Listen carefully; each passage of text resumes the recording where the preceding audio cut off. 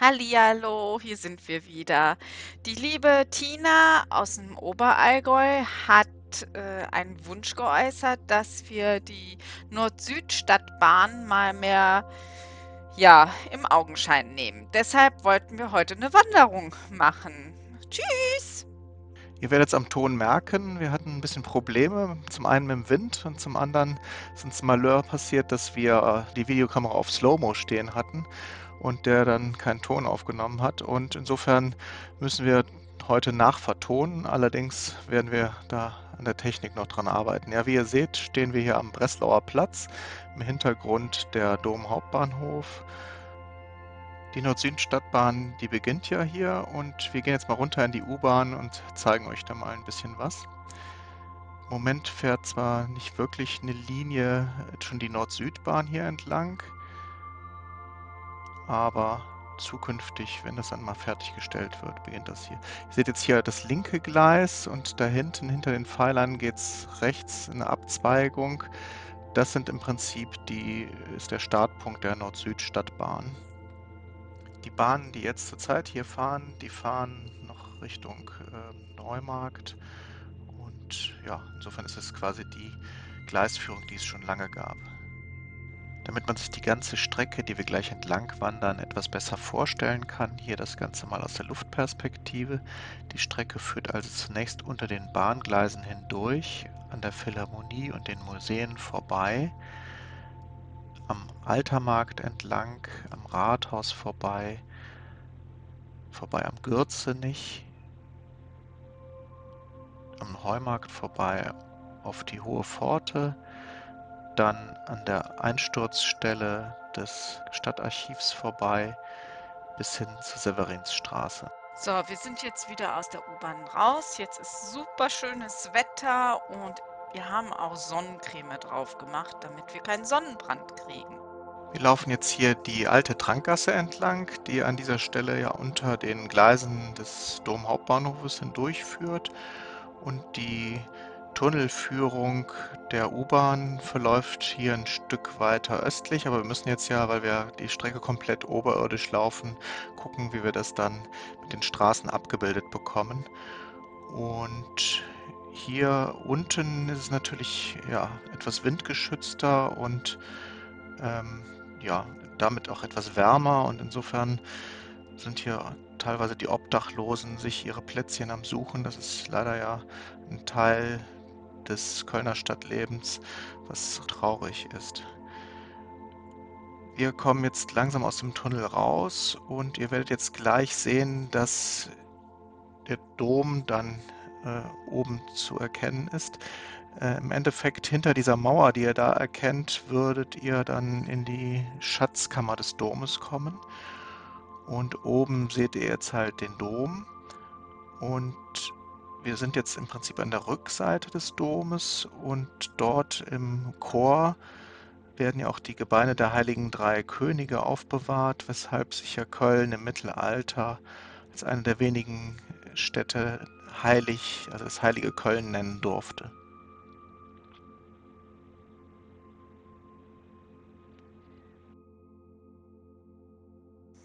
Jetzt stehen wir vor der Philharmonie.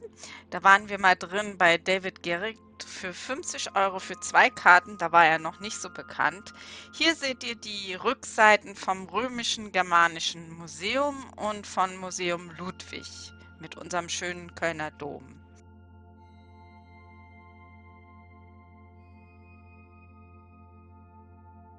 Ja, und jetzt gehen wir weiter zum Altermarkt.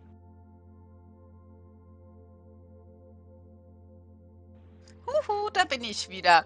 Die heutige Streckenführung wurde 1992 beschlossen. Das Planungsverfahren wurde im Juni 2002 abgeschlossen. Baubeginn war im Januar 2004. Leute, wir haben 2021. Hier ist noch ein Überbleibsel vom Karneval, was leider nicht stattgefunden hat, aber das ist für mich ein guter Übergang, denn der erste Bauabschnitt wurde überwiegend unterirdisch gebaut. Dabei kamen 3 Tunnelbohrmaschinen zum Einsatz.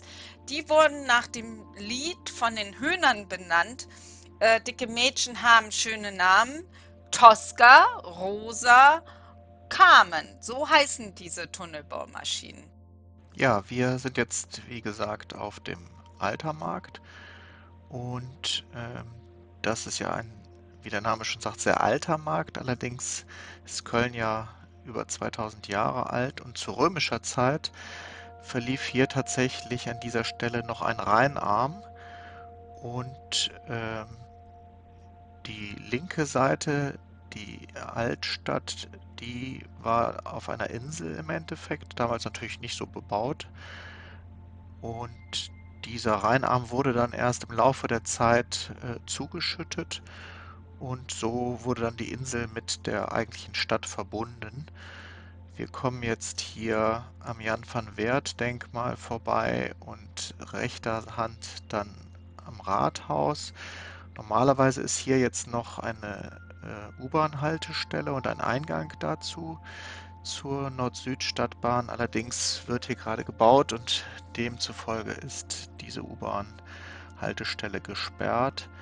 Und hier seht ihr jetzt im Hintergrund das historische alte Rathaus. Vor uns seht ihr die Rückseite vom Deiters, also diesem Karnevalsbedarfsladen bzw. Kette. Die hatten dieses Jahr sicherlich auch ein sehr schlechtes Geschäft, weil es da nicht allzu viel zu verkaufen gab und nicht nur der Karneval, sondern auch die Oktoberfeste haben ja nicht wirklich stattgefunden. Wir laufen jetzt auf den Gürzenich zu. Dieses Gebäude bzw. heute ja dieses Kongresszentrum wurde schon auf der Stadtkarte von 1570/71 von Mercator gezeigt und es ist benannt nach der Patrizierfamilie, die aus dem heutigen Stadtteil Gürzenich, also ein Stadtteil von Düren stammt und hier ja ein Kaufhaus erbaut haben im Herzen von Köln und dann Handel betrieben haben. Das war also damals sicherlich auch eine florierende Art. Wir laufen jetzt weiter. Da hinten seht ihr schon das Hardrock Café und laufen jetzt hier im Prinzip immer so im Zickzackmuster. Die U-Bahn läuft hier im Prinzip schräg drunter her.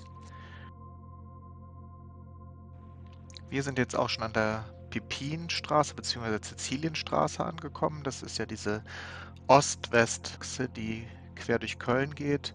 Hier seht ihr Klein St. Martin und dahinter dann den Heumarkt und die Auffahrt zur Deutzer Brücke. Und die U-Bahn geht hier im Prinzip schräg drunter her unter dieser Ost-West-Achse. Und da drüben seht ihr St. Maria im Kapitol. Und das war ja zur Römerzeit ein Areal, in dem Tempel erbaut worden waren und deshalb auch Kapitol. Und es gab tatsächlich Überlegungen, diese Haltestelle hier nicht Heumarkt zu nennen, weil es ja ein Stück schon davon entfernt ist, sondern Kapitol zu nennen. Vor uns im Hintergrund seht ihr das alte Polizeipräsidium von Köln, was ja jetzt in Deutz beheimatet ist. Und wir biegen jetzt hier links ab auf die Hohe Pforte und laufen dann jetzt so langsam auf den Weidmarkt zu. Wir sind nun am Weidmarkt angekommen. Links könnt ihr hier noch die Kirche St. Georg erkennen. Und an dieser Stelle ist die Straße für den Kraftfahrzeugverkehr gesperrt, weil die Einsturzstelle ja nach wie vor nicht alles beseitigt ist, beziehungsweise man erst mit der Beseitigung beginnt. Rechts seht ihr hier auch einen Container einer Taucherfirma. Das liegt daran, dass als das Stadtarchiv eingestürzt ist, das Ganze ursächlich ja mit einem Grundwassereinbruch und Baumängeln zu tun hatte. Und insofern sind hier dann große Teile des Stadtarchivs und auch natürlich historische Dokumente und Sachen, die dort eingelagert waren, ja, im Wasser gelandet und man konnte dann 'n Teil, was überhaupt noch zu bergen war, eben nur mit Tauchern machen, beziehungsweise auch Untersuchungen nur mit Tauchern machen. Und ja, hier sehen wir jetzt die Einsturzstelle, nach wie vor eine große Baustelle und es ist noch gar nicht absehbar, wann dann das Ganze hier beseitigt sein wird und tatsächlich dann die Linie wird fahren können.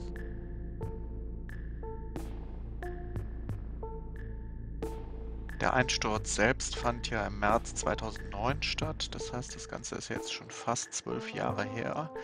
Und man sieht, wie aufwendig so ein Beweissicherungsverfahren dann ist. Es sind ja bei dem Einsturz 2 Menschen ums Leben gekommen. Und dazu kommen dann eben noch dieser Verlust von unersetzlichen, teilweise Jahrhunderten oder über 1000 Jahre alten Dokumenten. Und das zusammen ist natürlich für Köln ein Desaster und sehr schmerzlich gewesen. Jetzt nochmal die Einsturzstelle von der Südseite eingesehen durch den Bauzaun. Und ja, auch hier kann man nochmal erkennen, wie viel Arbeit hier einfach noch zu leisten ist. Und da unten ein Blick in die Baugrube, wo dann eben auch die Linie lang führt. Der nächste Abschnitt der Wanderung auch nochmal aus der Vogelperspektive. Zunächst an St. Johann Baptist vorbei, entlang der Severinsstraße, vorbei an der Kirche St. Severin, über die Severin-Torburg, den Chlodwigplatz, entlang der Bonner Straße bis hin zum Bonner Wall.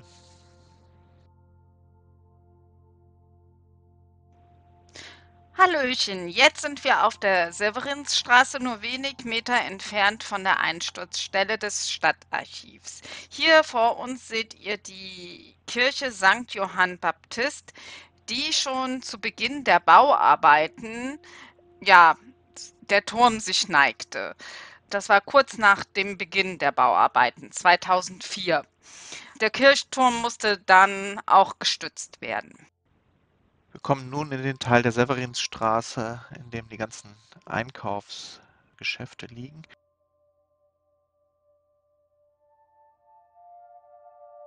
Vor uns nun die Kirche St. Severin und auf diesem Platz, den ihr hier seht, werden für den Karneval immer die Tribünen aufgebaut und dann hat da auch der WDR immer seine Berichterstattungskanzel. Und das liegt daran, dass da hinten seht ihr die Severinstorburg und dort ist der Beginn des Karnevalszuges und insofern ist das hier die erste Stelle, wo man tatsächlich so etwas aufbauen kann und sofort am Zugbeginn liegt.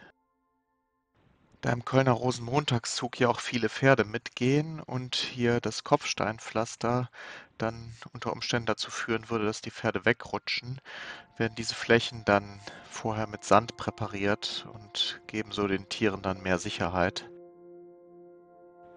Wir laufen jetzt auf die Severinstorburg zu und diese war ja im Mittelalter in der Stadtmauer der Stadt Köln das südliche Haupttor und wenn wir dann über den Chlodwigplatz, der dahinter liegt, drüber hinweg sind, beginnt dahinter ja die Bonner Straße und damit wird klar, dass das die Hauptverbindung zur südlichen Nachbarstadt Bonn war. Und der Großteil der Stadtmauern wurde ja geschliffen und sind nur wenige Teilstücke übrig. Ein Großteil der Stadttore ist erhalten geblieben, aber auch nicht alle. Ja, und insofern kann man hier dann doch noch an einigen Stellen das mittelalterliche Flair der Stadt Köln so ein bisschen erahnen und genießen. An dieser Stelle wollen wir nochmal die Gelegenheit nutzen und nochmal in die U-Bahn gehen.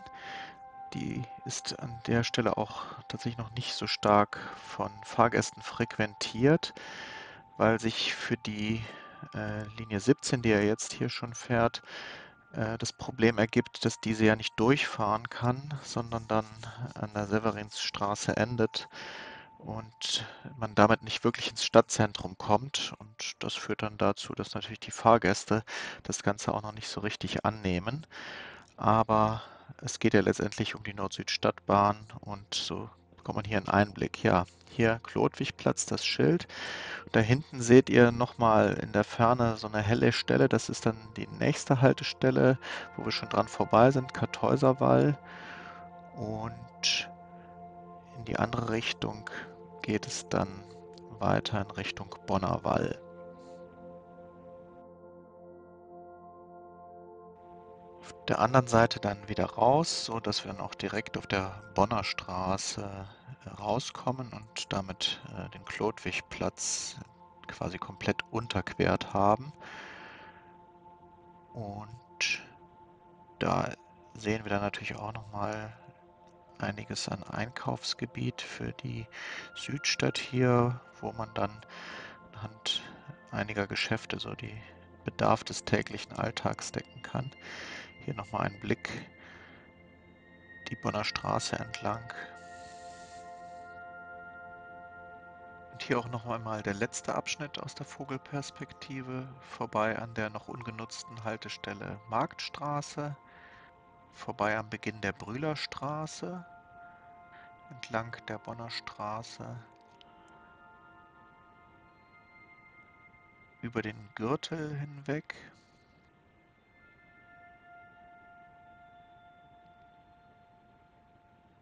und dann das letzte Stück bis zum Militärring-Verteiler und zum Beginn der A 555, die nach Bonn führt.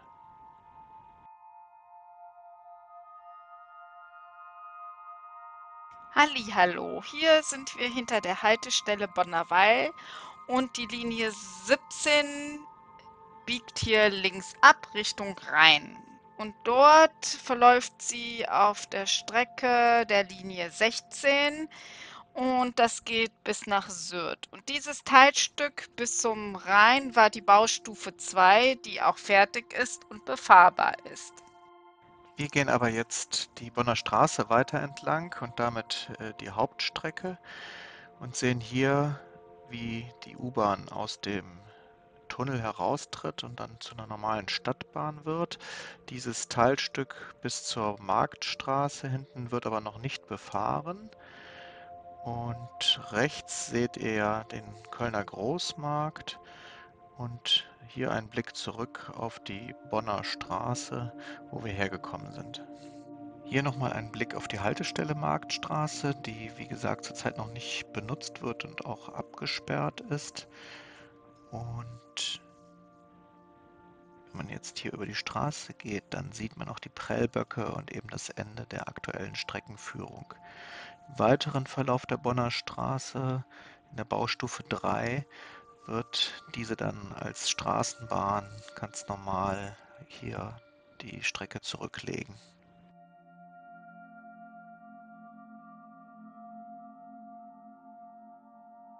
Wir sind jetzt mittlerweile am Gürtel angekommen, da die Bonner Straße, wo wir herkommen. Hier der Gürtel mit seinen schönen Bäumen. Und logischerweise wird dann hier die Haltestelle auch Bonner Straße Gürtel heißen. Und dort der weitere Verlauf der Bonner Straße.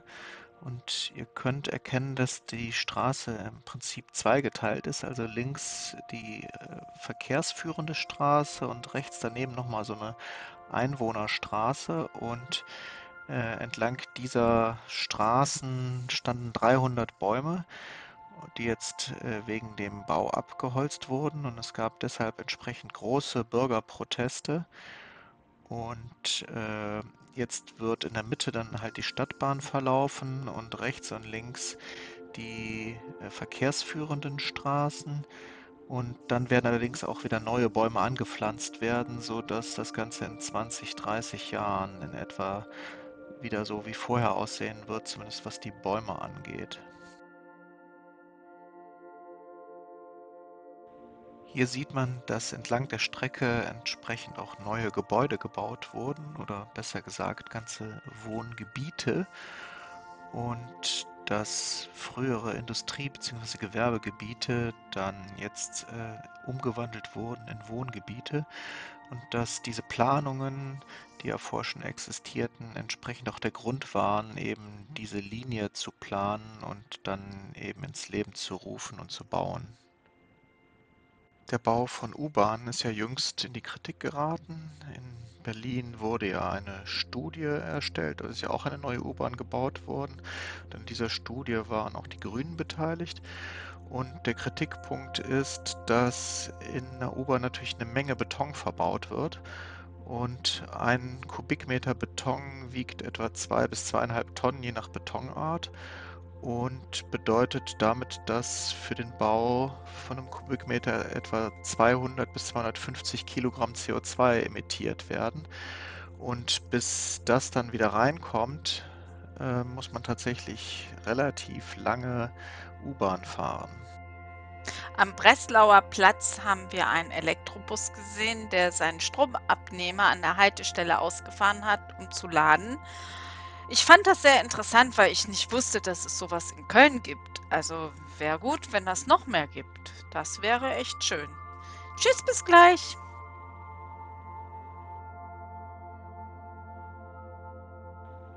Hier sind wir am eigentlichen Ende unserer Tour angelangt, aber wir gehen nachher noch weiter bis zum Rhein, weil wir ja nochmal zurück müssen.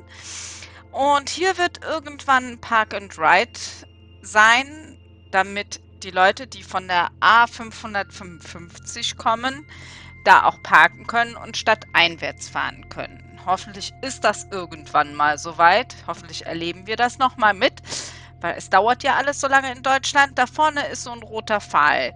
Und in Bonn am anderen Ende der 555 ist auch ein roter Pfahl und der symbolisiert die erste Autobahn in Deutschland.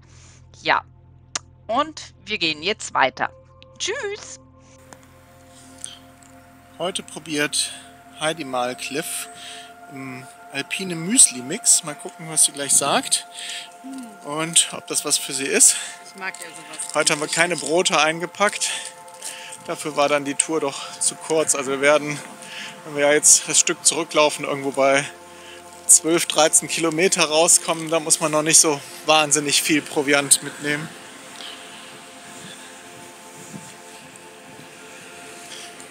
Und? Kann man essen? Ja? Ist das was für dich? Also, ich bin ja nicht der Müsli-Mensch, ne? Eigentlich Apfel-Leberwurstbrot. Aber kann man essen. Wir sind jetzt schon ein ganzes Stück den Militärring runtergegangen und schon fast am Rhein. Und wie ihr seht, kommen wir jetzt ans Kölner Festungsmuseum. Und das ist jetzt letztendlich auch der Grund, warum der Militärring heißt, weil entlang des Militärrings liegen preußische Festungsforts, die von den Preußen halt erbaut wurden, um Köln zu schützen. Und im späteren Verlauf wurden da auch Kasernen entlang dieser Festungen erbaut. Und im Norden gibt es dann auch den Butzweiler Hof, der dann später sogar Militärflughafen war. Und das ist der eigentliche Grund, warum der Militärring heißt. Ihr seht, dass das Ganze jetzt auch gerade eine Baustelle ist, mit dem Bauzaun abgesichert ist. Das Ganze muss natürlich dann noch renoviert werden, hat ja auch jetzt schon einige Jahre am Puckel. Da vorne seht ihr auch Schießscharten, also obwohl das zwar nicht aus dem Mittelalter, sondern später aus der preußischen Zeit ist, gab es dann doch entsprechende Lücken, wo durchgeschossen werden konnte. Zwischenzeitlich sind wir am Rhein angekommen. Ihr seht hier die Rodenkirchner Brücke. Und jetzt der Schwenk nach Norden, also in die Richtung, in die wir jetzt gleich weiter zurücklaufen werden. Und ganz hinten könnt ihr dann die Südbrücke erkennen und den Dom und Groß St. Martin noch in entsprechender Entfernung. Der Rhein hat mittlerweile kein Hochwasser mehr, führt zwar immer noch relativ viel Wasser, aber das Hochwasser ist weg.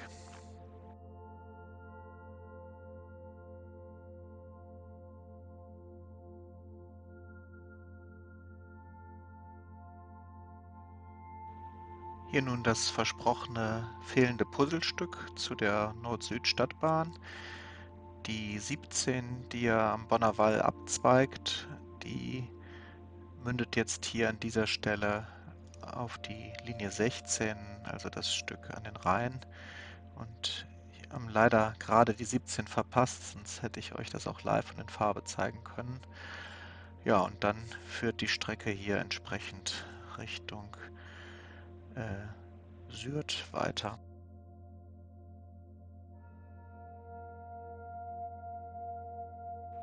Wir sind damit auch an der Südbrücke angekommen und laufen jetzt weiter.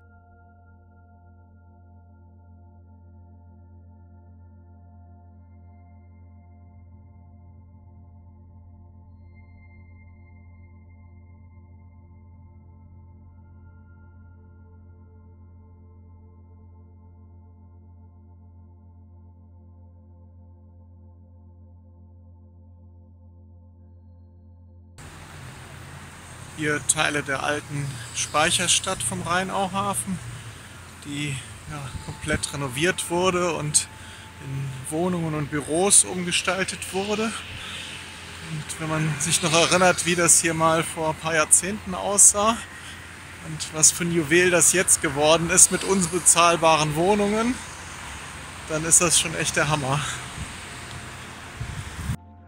Damit kommen wir auch langsam wieder ins historische Köln zurück.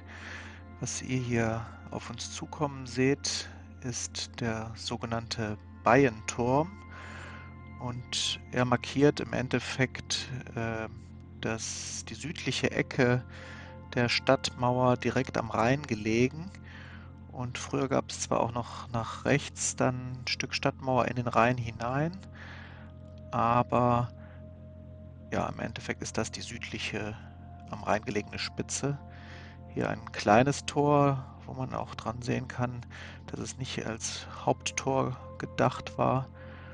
Und Köln hatte tatsächlich im Mittelalter die längste Stadtmauer nördlich der Alpen, also auch länger als die von Paris oder London, was heute ja gigantische Metropolen sind.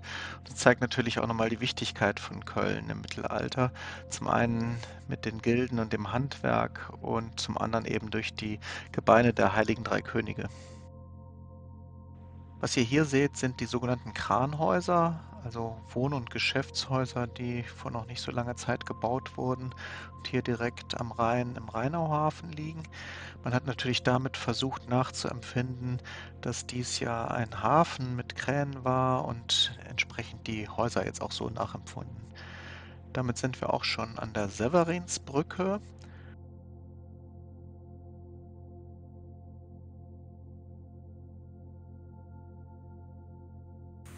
So, das Schokoladenmuseum, das jetzt Lindt gehört. Ursprünglich war das immer Stollwerk, dieser Kölner Schokoladenfabrikant. Und rechts davon das Olympiamuseum. Die haben natürlich jetzt alle nicht wirklich Besucherverkehr. Bei dem Schokoladenmuseum kann man ja sehen, dass es so eine Mischung aus alt und neu ist. Und wenn ich es richtig in Erinnerung habe, war das im Ursprung mal das preußische Zollamt und ist dann später umgebaut worden, dieses Schokoladenmuseum halt mit diesen modernen Elementen.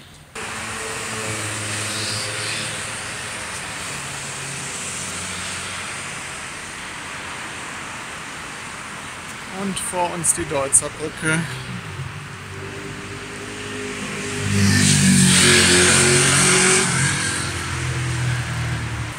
Wenn man so an der Straße statt an Wanderwegen lang läuft, dann merkt man erst, wie laut und wie stinkend das alles ist. Das ist in der Natur dann schon Gott sei Dank anders. Naja, beim nächsten Mal dann wieder reinsteig.